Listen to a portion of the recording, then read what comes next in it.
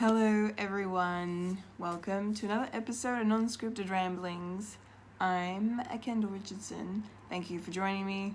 I'm finally here, ready to discuss these trailers that have been just breaking the internet the last, one came out yesterday and, one a couple of weeks ago now.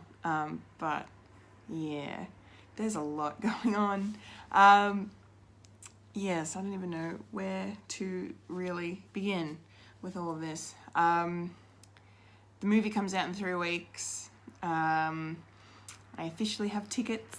I am already booked myself to go see it twice already. The second time is 2 days after the first time, so hopefully the movie isn't too heartbreaking. But who am I kidding? I'm going to see it a bunch of times, let's be real. But I'm very excited about that, of course. But yeah, let's talk about these trailers. So obviously the first one that came out a couple of weeks ago, which was trailer 2, which got dropped completely out of the blue, randomly, and just really blew me away. If you haven't seen my live reaction to watching that trailer, please go check it out. It's hilarious. And I get super emotional and it's so fun. It's just, anyway.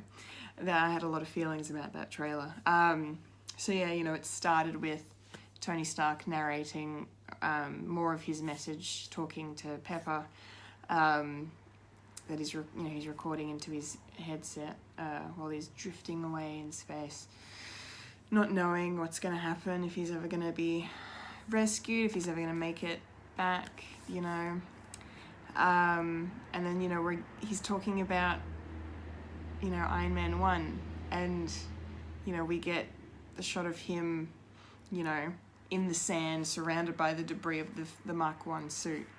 And yeah, it's all in black and white except for the little highlights of red, and all of these flashback scenes in this trailer, and there's a lot of them, but everything that's set in the past is in black and white with the exception of the red. So every time there's red on screen, they show you the red, but everything else is black and white. And that's how you tell the difference between, because if you're a fan like I am, or just most people are, you'll know that it's obviously, the new footage is in colour and the old footage is, black and white stuff. But it's really, really interesting that they've done that. And just super emotional, because then after that, the stuff with Tony, we got the stuff with, they showed, parts from Cap 1, the first Avenger, the beginning of Steve Rogers' story, and seeing him, pre-serum, trying to get into the army, at the recruitment center. That just iconic shot of him stepping on the light, and his face isn't, because he's so short, his face doesn't fully fill out the soldier's face in the reflection. Powerful image.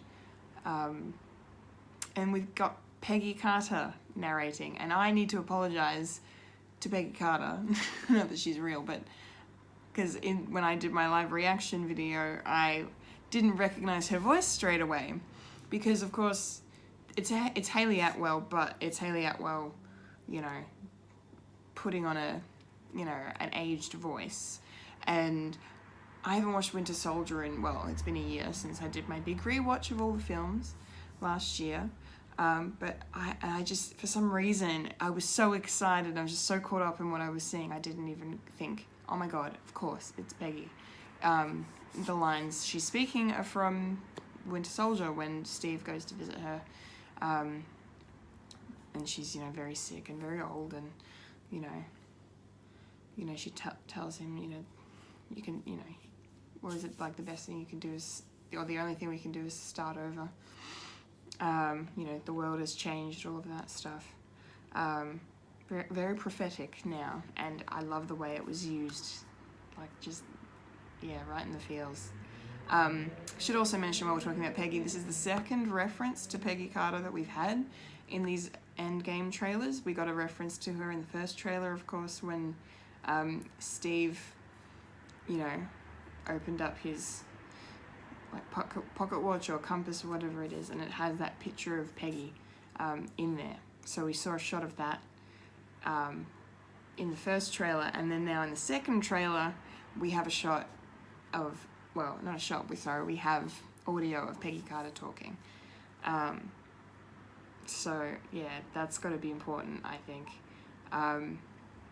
And, you know, just to sidebar for a second with, you know, they show Thor, you know, from the first Thor film on Asgard with Odin, and we don't really get too much of that, but then, you know, we get a flash forward to him, you know, on Wakanda when everyone's disappearing. He's saying, he's like, I watched everybody die, all these people die. You know, that's very upsetting. But, yeah, I think there's such a big emphasis on Tony and Captain America in this trailer, and it just seems to be very foreboding and very ominous in a way. What's gonna happen? Because, you know, I feel like, you know, they're really putting an emphasis on the fact that this is the journey. These are where these characters started, and this is where we are now. It's been 11 years, it's been 21 films, like, there's so much. So I think they're really trying to drive home to us that this is the end of the road. And I mean, you know, aside from the fact the film's called Endgame, but, you know, they're really just trying to make sure we're aware of that, and to remind us of, like, holy crap, like, this is huge, how important this is. And, you know, just the fact that we're emphasizing the original, like the main three that had, you know, that had their origin stories told in phase 1. And, you know, their fates obviously are up in the air. Everyone's been speculating for so long as to who was going to make it out alive, and, you know, I really am feeling Steve's gone. I just have this awful feeling. I feel like I think Tony's gonna live, but I think Steve's gonna die. Just based on everything, for me, that's just what I'm picking up on. But, you know, like everything in these trailers, and I'll probably use this word many times throughout this video, but misdirection.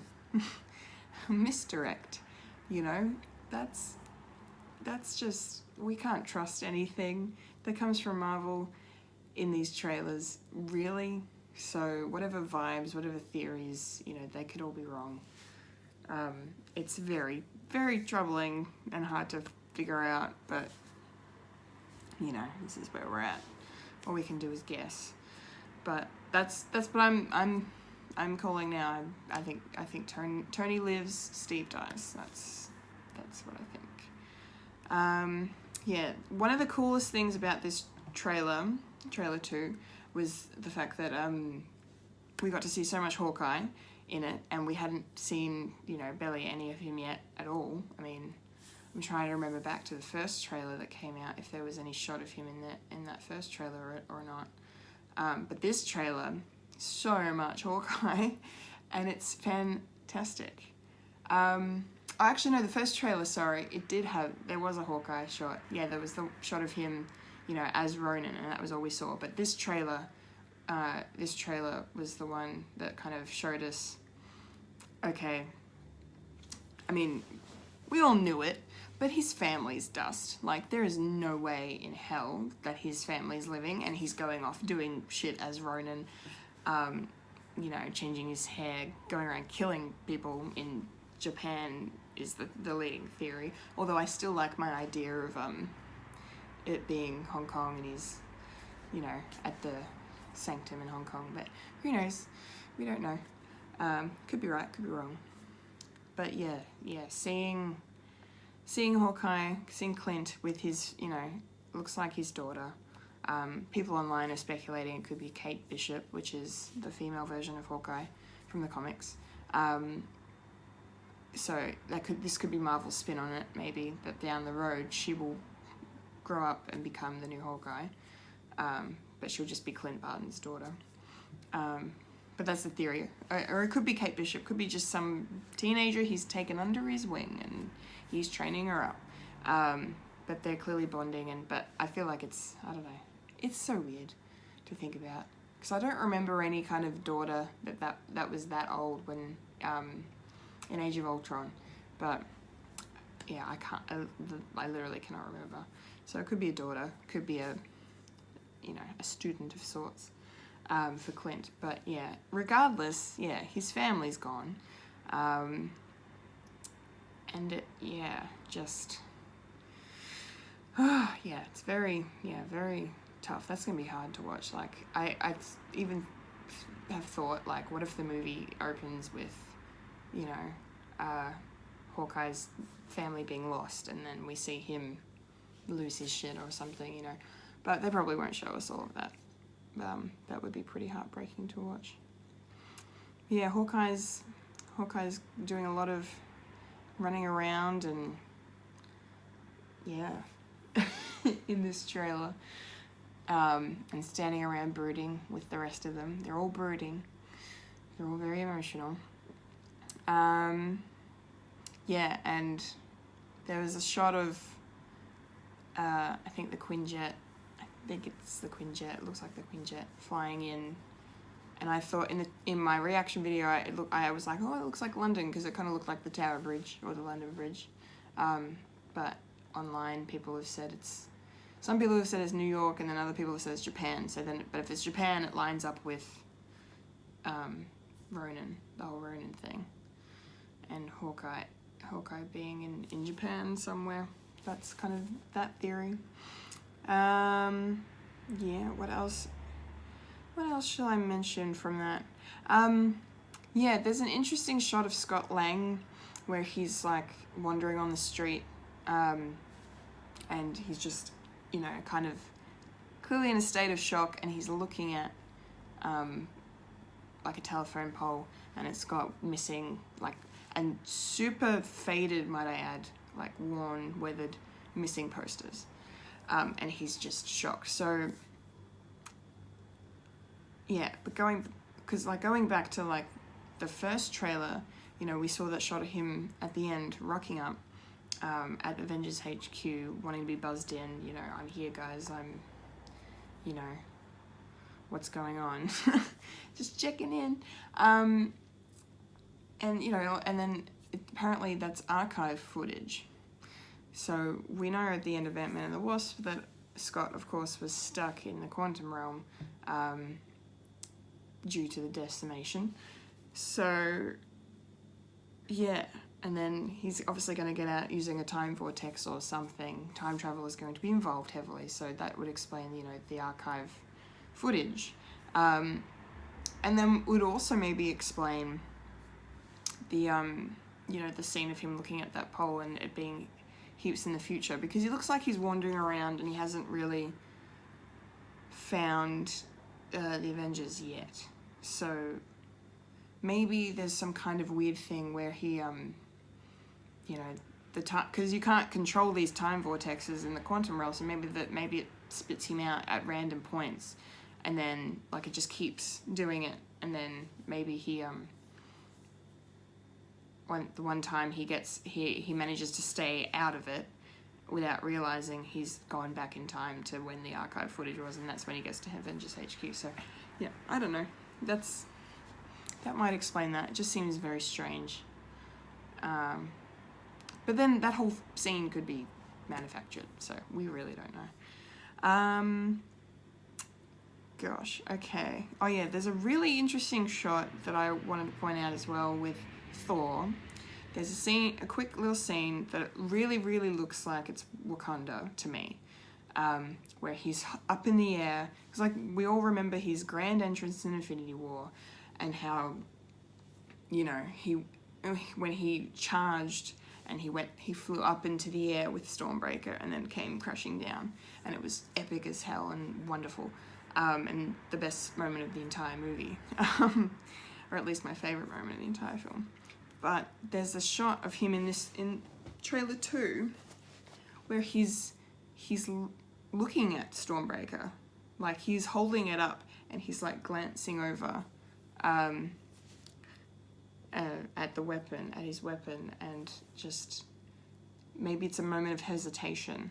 So that's, for me, that's Wakanda to me, and that's indicating time travel to me.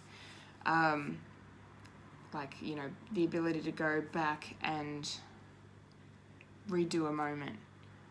But that being said as well, it's just popped into my head. A lot of people have been discussing online, you know, Tony's BARF program technology.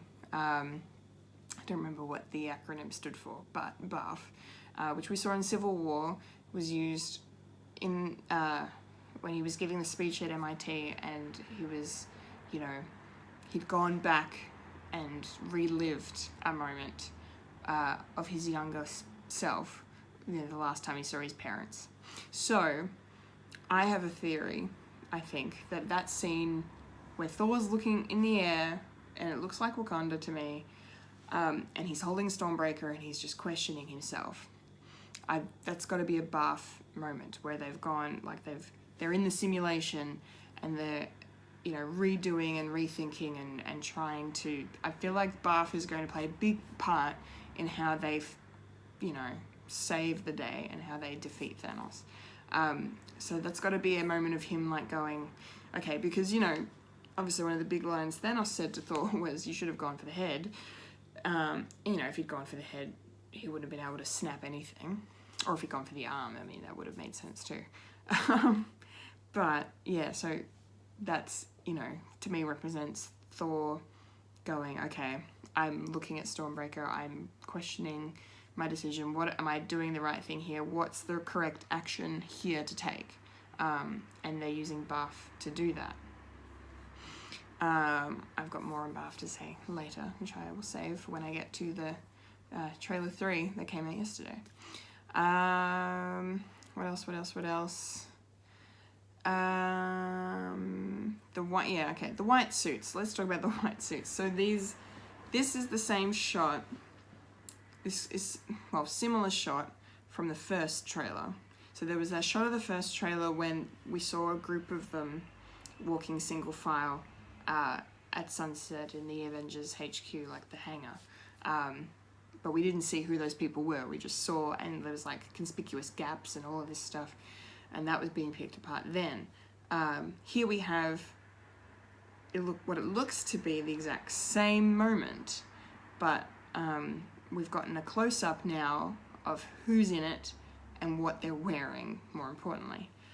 So they're all walking along. I wrote down who it all is, didn't I?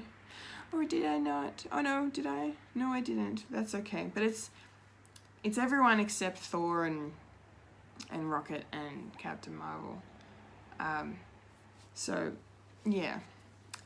Yeah, a lot of people online as well have been saying that these suits are based on or taken from Hank Pym's quantum realm, you know, equipment and his suit that he used to go into the quantum realm to save Janet. So, and because of the whole, clearly this is how they're going to time travel. They're going to be using these suits to go into the quantum realm, to shrink down and go time travel that way. So that makes a lot of sense. The one big thing about this though is the fact that it reveals that, like, you know, Tony and Nebula make it back to Earth because they're in the group shot of them in all the suits. So they get back to Earth. Somehow, at some point, that happens, which is huge. Yeah, very, very interesting. I have more to say on that when I talk about the other trailer too. My favorite part though about this trailer was literally the whole last like 10 seconds where we see Captain Marvel for the first time. If you want to know my thoughts on Captain Marvel, go watch my other video. I loved it. It's awesome. she's quickly becoming one of my favorite characters, which is absolutely wonderful. She's fantastic.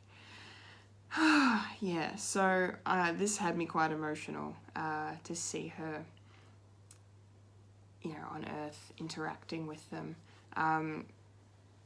Yeah, because spoilers for Captain Marvel in case you haven't seen it, but the first post-credit scene was Carol rocking up to Avengers HQ, because, you know, they're all there looking at the death toll rising, the numbers of all the missing and the dead, and then they're trying to figure out what's going with the pager, and then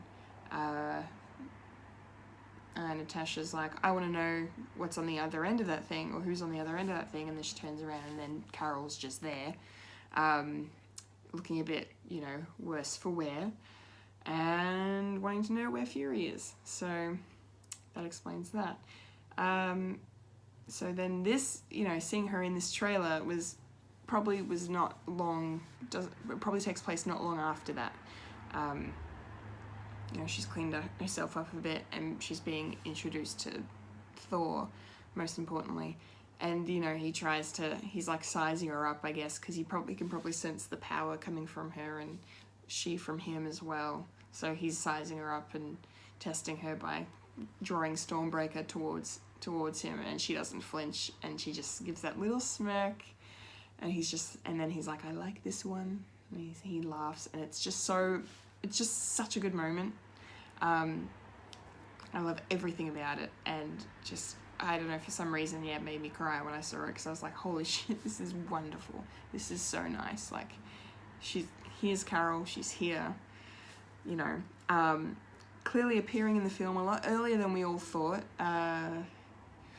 Very, very surprising. Didn't really think she was going to turn up until like at least halfway through the film, when things got really dire, but no, it looks like she rocks up now, right at the start, or at least that's what we think is the start. And I read online as well a really cool theory that talks about another alternate opening for the film, which is Carol on Xandar. She's, you know, maybe a distress call of some kind has gone up, and she's answered it, and she's got to Xandar when Thanos and his, you know, and his children are wreaking havoc on Xandar, and he's getting the Power Stone, and he gets the Power Stone before she can stop him, and then, you know, we kind of see Thanos take her down a peg, because, you know, the one thing Captain Marvel, the movie, did was really establish her as a very overpowered woman, which is, you know, I have no problem with, but then it's just kind of like, well, where's the challenge then? She's, you know, blasting these ships apart quite easily. How is Thanos going to be any match for her? Like, she's going to be able to defeat him quite easily. So, basically, yeah, this theory was saying that, yeah, he gets the Power Stone, and she can't stop him. So, and then that kind of takes her down a peg, and the stakes are suddenly raised again. So that would be a really interesting way to open the film. But yeah, really, really cool to see her. I'm looking forward to that quite a bit. So yeah, I think that's most of my thoughts on this trailer 2 from 2 weeks ago. Now the trailer that literally just came out, like, you know, 24 hours ago now, is just very brooding and dark and ominous to me, mostly because of the music. Yeah, very intense, very, very intense, and it's pretty much all new footage, this one as well. So that's, you know, obviously very, very exciting. But the one thing they kind of gave away, and whether or not it's real, like I said again, we don't know, misdirection. Tony and Pepper reunited, which was such a beautiful little moment we got to see of their reunion, you know, them embracing each other. Very, very, like, very happy to see, and like just the collective sigh of relief from pepperoni shippers everywhere was wonderful. But yeah, interesting that they would put that in the trailer, but I guess the last trailer did show that he gets back to Earth, but whether you believe that or not is another story. And yeah, and there was a shot of Rocket and Nebula being you know, friendly and comforting each other. That was really, really sweet. I really liked that. That was really nice. God, there's so much going on. So, yeah, Captain Marvel is in this trailer again. There's a different version of the original shot of her and Thor, that scene. There's a slightly different version in this, which is looks a little weird. Not as good to me as the other shot did. So that's really interesting that they would not reuse the footage, but use a different take. It's very interesting. But then there's another shot of them all on the Benatar. So, you know, clearly somehow Nebula and Tony end up coming back to Earth. And, yeah, and then Carol, Natasha, Steve Rogers, Thor, Rocket, and Rhodey are all on the Benatar, and they're flying out into space. And then, you know, we get shots of Thanos' ship in space above a planet, whether that's Titan, whether that's, we don't know what planet it is. But it looks like, you know, they're going into space to, I don't even know if they're going to fight him or what's happening. Because, see, here's the thing. So Black Widow's hair, right, has been the huge argument throughout all of these trailers. What's going on? She has different hair in every trailer, and it's just crazy. In this shot of them all in the Benatar, she's got the short blonde hair from Infinity War. And like I said, Captain Marvel's there, and we know Captain Marvel rocks up early in the film mostly based on Black Widow's hair, which it could all be misdirection, yes. So it looks like this shot of them on the Benatar flying through space is, right at the start of the movie. Where Bruce is, I have no idea. Where Nebula and Tony are, who knows? I mean, Nebula's probably in the ship. Maybe Tony's stayed on Earth. You know, spend some time with the love of his life. He deserves it. Lord knows. But, so maybe, you know, maybe this is them trying to take the fight to Thanos immediately and try and stop him. Like, this is probably before Scott Lang rocks up, because he's not on the ship. So maybe this is their first plan, and the plan that Steve's alluding to in I think it was the Super Bowl spot maybe, or maybe it was the end of trailer 1, he's talking to Nat about, you know, I don't know what I'm going to do if this doesn't work. And she's like, it's going to work, Steve. So maybe this is the plan. You know, they've got Carol, they've got Thor, they've got two of the most powerful beings they could possibly have on their side. We've got to do something. So maybe they just scramble and go, we have to go fight. We have to do something now. And so maybe that's what that is. But then, so maybe later on, something goes wrong, because, you know, there's a shot in this 1-minute trailer of Black Widow, you know, sitting in the rain with the really long red hair, like in a braid. So that's clearly set, you know, a couple of years at least after, you know, the scenes of her with the shorter hair. So something's gone wrong. They weren't able to stop Thanos again. He beat them again or something. So, yeah, that's something like that's got to be going down. It's just, it's absolutely crazy. God, what else can I talk about with this? Another bath thing.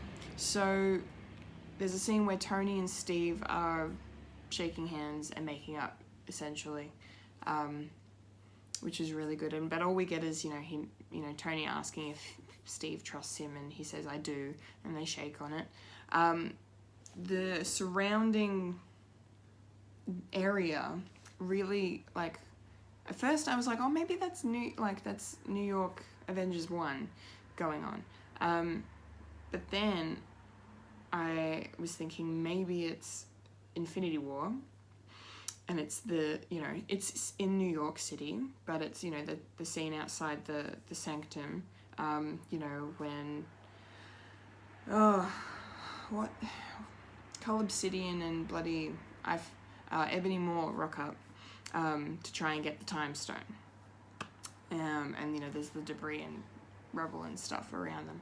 So that, to me, I think maybe Tony was trying to earn Steve's trust and show him that we've got a plan and this is how we can figure it out, and we're going to use Barf to do it. So maybe I feel like that scene is them in the simulation.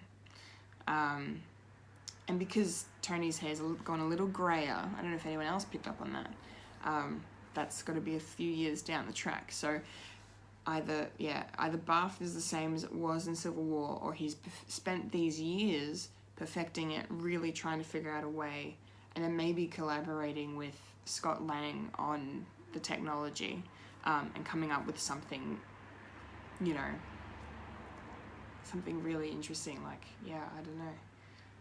Yeah, something crazy would be, yeah, but that's kind of a little thought I had about that. Yeah, speaking of places we don't know, so there's a lot of scenes where we see a few little blips, I should say, where we see, you know, Thanos and Tony and Steve and Thor on this, like, you know, barren battlefield. And a lot of people are thinking maybe it's Titan. To me, it doesn't look like Titan at all. But I say that and then I think to myself, well, I really don't know what planet this actually is. Like, really have no idea. Yeah, so I don't know if it's, you know, the place where Thanos, you know, settled down and retired on his little farm area. Maybe he used the Reality Stone to create that farm-like place, that beautiful valley and everything. And that it actually is Titan and it's just all ruins and stuff. So maybe we're on a different part of Titan. Who knows? My theory though as well, because this was in the trailer 2. This is the same setting where Cap that scene where Cap picks up his shield and you get a close up of his face and he's all like, you know. That's on the same, wherever that is, that's where these guys are now in this, you know, trailer 3. This, you know, battlefield, wherever this is going to be taking place. So, and I really think this is third act stuff, because going back and looking at the Infinity War trailers, just kind of to compare what they showed us, to compare it with what they've shown us so far from Endgame, they showed us a lot of stuff from the third act and from the big final fights, and we had no idea of the context, obviously. I mean, it was probably obvious that some of the Wakanda stuff was the final, you know, that final battle in the third act. That makes total sense. But they showed us a lot, and you know, albeit to say they clearly, you know, we know now that they, you know, misdirected a few shots quite convincingly with that stuff. But this, for me, I think these shots of this battleground on you know, Planet Unknown, whatever it is from the third act. And an interesting point to make as well is that when Thanos appears for the first time in this trailer, and he's got his full armor on and everything, he's not using the gauntlet to travel. He is using, you know, one of the teleporters or whatever from his ship, because it's the exact same teleportation that we see, you know, the Black Order using in Infinity War. It is not him using the Space Stone, like, you know, opening the circular portal of, like, you know, liquidy clouds, you know, how it looks. So that's really interesting. Why isn't he using the gauntlet? Does he even have the gauntlet at this point? And that last second shot where it's close up on the ground and you just see Iron Man, Captain America, and Thor's legs, and they're all walking slowly. And the camera pans around slightly a little, and you can see between them Thanos in the distance. And he's sitting down, and he doesn't have his helmet on. What's that about? Because to me, that kind of feels like that's the end, maybe. This is the end of the film. Or at least it's the end of the confrontation, or it's the end of the bath simulation. Maybe. The whole thing could be a simulation. We really don't know. But it looks like the kind of shot where you see in the movies where the bad guy's been defeated and it's over and the heroes are just exhausted, the bad guy's exhausted, but they're not going to kill him. So they just kind of slowly walk over to him. Kind of reminiscent of, the scene in Avengers 1 with Loki, when Loki's in Stark Tower and he's injured and then, he's too tired to do anything, he's not going to kill anybody now. And, and then they rock up and they're like, we're not going to kill you. I mean, they don't say that, but we know they're not going to kill him. But that kind of ending shot, it just seemed very final. Like, it didn't look like at the start of a conflict, it looked like it was at the end of it. So what's happening? I have a lot of questions about that. Very, very fascinating stuff. There was a shot of Iron Man in his armor flying above New York. Is that new armor, or is that armor from the first Avengers? Because we know we're doing time travel back to the first Avengers film. So what's going on with that? What else do I have to mention? Oh yeah, there's that group shot where they're all, sitting and standing, around each other, and they're all looking at something. I mean, granted, Clint's the only one not looking at the thing, because he's like looking at, the guys to be like, what's going on? Yeah, so what are they looking at? Basically, the people in that shot, we have got, let's see, Rhodey, Tony, Steve, Nebula, Rocket, Scott, Nat, and Clint in that shot. I don't think Bruce is in that shot. No, he's not, which is weird. So where's Bruce? Where's Carol? Where's Thor? Not in that shot at all. And Black Widow has her longer red hair in that shot too, so that looks like it's another shot set later down, after a certain time jump has happened. But yeah, what they're looking at, I really don't know. But it may be, because Rocket's outfit looks very interesting. It could be, how they wear like those outfits like under spacesuits. So maybe it's going to be like a, them before they get ready, like in their, time traveling suits. I don't know. There's lots of questions. I think that's it though. Oh yeah, alright. One thing I wanted to mention, the final thing I'll close on, the character posters that came out last week were really, really awesome and have everyone kind of feeling things, and we got two big reveals. One, Valkyrie has her own poster, she's in the film.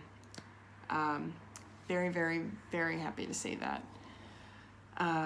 I mean, we knew she was going to be in the film anyway, but to see her get her own poster was super cool. At least I'm pretty sure she had her own poster. I could be remembering this wrong, but I'm pretty sure she did. It's been a long week. Anyway, but one interesting thing, Shuri confirmed dead. She was killed when the decimation happened. She was dusted. Which is interesting. They didn't show that on screen.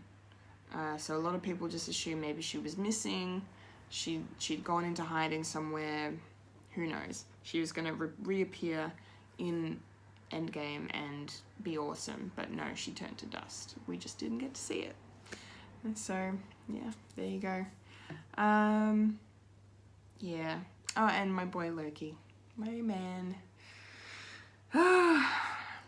Yeah, Loki got a poster, and that had me very, very emotional, and very good that he's been included in this whole Avenge the Fallen kind of situation. And he was on on there was one IMAX poster that had him on it as well, as all of the other Avengers and heroes that have got taken out by Thanos. So yeah, exciting stuff. Okay, I think that's about it from me. I have given you guys all of my thoughts on these trailers. I hope I've covered everything I meant to cover, and I hope you really enjoyed watching that and what I had to say. Let me know in the comments below, please, if you enjoyed watching that. If you have any questions for me, let's get a discussion going. That would be so great. Go check out my reaction videos if you have not seen them.